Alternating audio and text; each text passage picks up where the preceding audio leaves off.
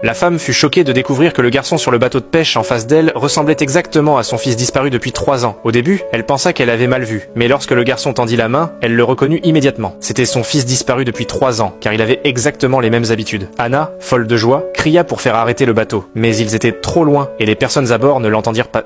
Désespérée, Anna se mit à nager vers le bateau. Cependant, lorsqu'elle tenta de retrouver son fils, le garçon lui dit qu'il ne la reconnaissait pas. À ce moment-là, un homme surgit et plaça immédiatement le garçon derrière lui, demandant à Anna ce qu'elle faisait. Anna répondit que c'était son fils disparu depuis 3 ans, mais l'homme affirma que ce garçon était le fils de sa défunte femme, et montra une photo d'eux ensemble comme preuve. Anna ne crut pas ses paroles, et appela immédiatement la police. Bientôt, les deux parties arrivèrent au poste de police, chacun affirmant que l'enfant était le sien, sans parvenir à se mettre d'accord. La police n'eut d'autre choix que de leur demander de rentrer chez eux et d'attendre la notification des résultats de l'enquête. Sur le chemin du retour, Anna ne put contenir son excitation et voulut annoncer la nouvelle à son mari, mais il refusa de la croire. Au cours des 3 dernières années, il était épuisé par l'obsession d'Anna pour retrouver leur fils. Chaque semestre, elle faisait dessiner par un artiste à quoi leur fils pourrait ressembler en grandissant, dans l'espoir de le retrouver. Après la perte de son fils, elle s'était plongée dans la douleur, négligeant sa famille, même ses 2 filles. Même sans le soutien de son mari, Anna refusa d'abandonner. Elle demanda au tribunal de procéder à un test de paternité pour le garçon. Quelques jours plus tard, le père adoptif emmena le garçon à l'hôpital pour le test. Le garçon sembla ressentir quelque chose et insista pour dire que seul son père adoptif était son véritable père,